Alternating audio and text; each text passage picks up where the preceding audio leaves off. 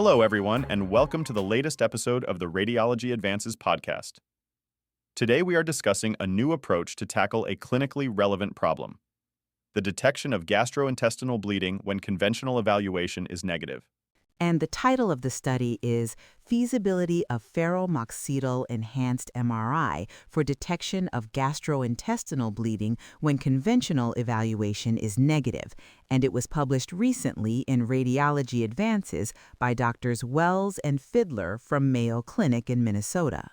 The diagnostic dilemma. I think we've all had this patient. They're on the ward, their hemoglobin is slowly, stubbornly drifting down, but every single workup comes back negative. Right, and this whole cycle of scan, scope, transfuse, and repeat is costly and demoralizing. The problem isn't that the bleed doesn't exist, it's that it's slow or intermittent. A moving target, which is exactly what today's podcast is about. We're looking at a proof of concept study that tries to hit that moving target with a tool that, I have to be honest, I didn't really have on my radar for this indication: Ferumoxytol-enhanced MRI. The whole point of the study was to ask, can this agent succeed where our standard tools, including CT angiography, have already failed? Okay, so before we get into whether it worked, we really need to understand the agent itself. What makes ferumoxytol so different from, say, the gadolinium contrast we're using every day?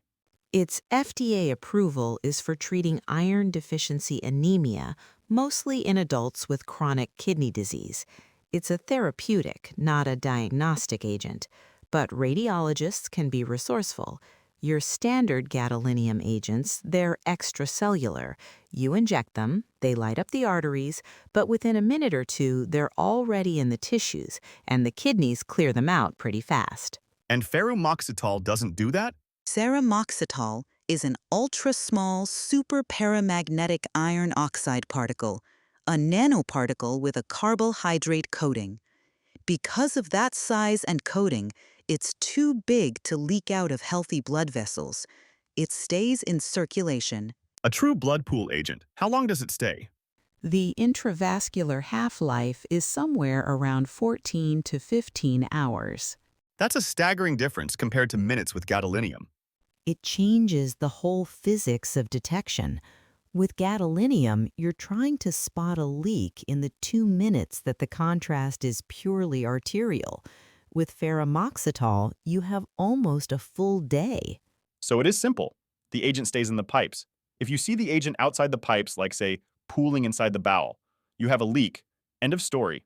This was a retrospective proof of concept study on 6 patients, the absolute hardest cases, where every other test was already negative. In those 6 cases, the true challenge was the bowel preparation. So why is the prep so crucial? It's about signal intensity. GI contents can naturally look bright on T1-weighted MRI. Without prep, you can't distinguish a bleed from normal bowel debris. You'd be looking for a white spot in a field of other white spots. You need a dark, clean background to see the contrast extravasation. Okay, so the patient is prepped. They get the IV ferumoxytol, and I saw in the protocol they also give glucagon as a spasmolytic agent to reduce bowel movement. Correct. The protocol includes pre-contrast and post-contrast 3-dimensional T1-weighted fat-suppressed sequences, plus an MR angiography to map the vascular anatomy, and a T2-weighted sequence to evaluate the bowel wall. The radiologist monitors the scan in real time, and if the initial images are negative, they repeat acquisitions. If no bleeding is detected during the initial session, the patient returns for 3-hour delayed imaging. And if overt bleeding develops, they can come back the following day since the agent remains in circulation for up to 24 to 48 hours. Did it work? It did. fMRI detected active bleeding and pinpointed the location in 4 out of 6 patients, a 67% detection rate in cases where everything else had already failed. Bleeding was found in the jejunum, the ileum, 2 cases, and the colon. Let's talk through the cases because they really illustrate the technique. In one patient, contrast was seen accumulating in a jejunal loop immediately after injection, and then on a 15-minute delayed image, it had redistributed downstream. That redistribution is diagnostically important. It confirms the bright signal isn't artifact, it's intraluminal blood actively flowing. And then there was the case that was negative for active bleeding, but arguably still a major clinical win. Yes, a patient with a history of proctocolectomy. No active extravasation was seen, but the T2 images showed abnormal wall thickening at an ileal anastomosis, and the MRI also provided a 3D distance measurement from the anus to the anastomosis to help plan scope selection for endoscopic evaluation. Then there was the ileal diverticulum case. That one was a real piece of detective work. It was. The MRA localized the bleed to a distal ileal branch of the SMA, and separately on the T2 images, they identified a diverticulum in the proximal ileum. On the 8-minute delayed tone images, the lesion was enhancing, and by 2-4 minutes, the enhancement had increased in size and intensity, consistent with either a diverticulum with ectopic tissue or a second active bleeding site. The patient ultimately went to surgery.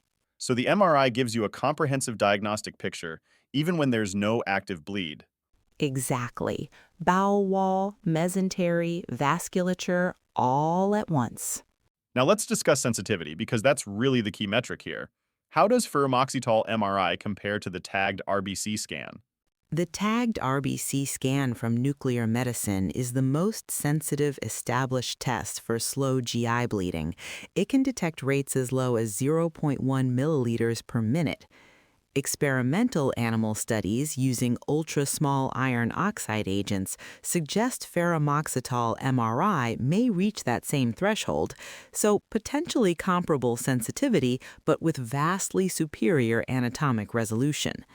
A tagged RBC scan gives you a fuzzy hotspot somewhere in the right lower quadrant. MRI gives you precise cross-sectional anatomy. Which matters enormously for the surgeon or the interventional radiologist. It does, though I should note, those sensitivity data come from animal models. The paper explicitly acknowledges we don't yet know what the minimum detectable flow rate is in human subjects. Let's be realistic about the limitations. The intermittent nature of these bleeds creates a real management challenge. It does. In some cases, the MRI was positive. It showed the bleed, so the patient went to IR for angiography. But by the time they got there, the vessel had spasmed shut and angiography was negative. Interventional radiologists are understandably reluctant to embolize a vascular territory without directly visualizing the lesion. The risk of causing bowel ischemia is too high. So you have a diagnosis you can't immediately act on with embolization. But the authors argue the high-quality MRA map should guide more selective catheterization, and it may redirect the management plan entirely. If you know the bleed is in the proximal jejunum, you can plan a push enteroscopy. You're not going in blind. What about logistics? MRI time is scarce and expensive. It's resource-intensive, no question. Average session time was about 37 minutes with the possibility of multiple delayed sessions. You need nursing support for the infusion and monitoring, and a radiologist actively reviewing in real time. It's not a scan-and-done test. And patient selection matters. These patients need to be hemodynamically stable. Correct. Exclusion criteria include low resting blood pressure, history of medication-related hypotensive episodes, arrhythmia, and syncope. And of course, iron overload conditions like hemochromatosis are contraindicated since this is an iron-based agent. What about renal safety? That's actually one of ferumoxytol's advantages over gadolinium. It's safe in renal failure, which is clinically relevant since many of these patients have underlying kidney disease. The main risks are hypersensitivity reactions, which require monitoring during administration. So to summarize, what we have is a feasible technique that potentially combines the sensitivity of nuclear medicine scintigraphy with the anatomic resolution of MRI. It works. It finds bleeds that other tests miss, but 6 patients is a starting point. We need prospective multi-center trials to validate these results, optimize the protocol, and define where this fits in the clinical algorithm. Well, on that note, this brings our episode to a close. If you found it informative, please rate, review, and subscribe. You can read the full article at Radiology Advances on the journal website. We'd like to thank Drs. Wells and Fiedler from Mayo Clinic Minnesota for their work on this study. This episode was generated with the help of AI, but all content was reviewed and verified by a human editor for accuracy. Thanks for joining us. See you next time.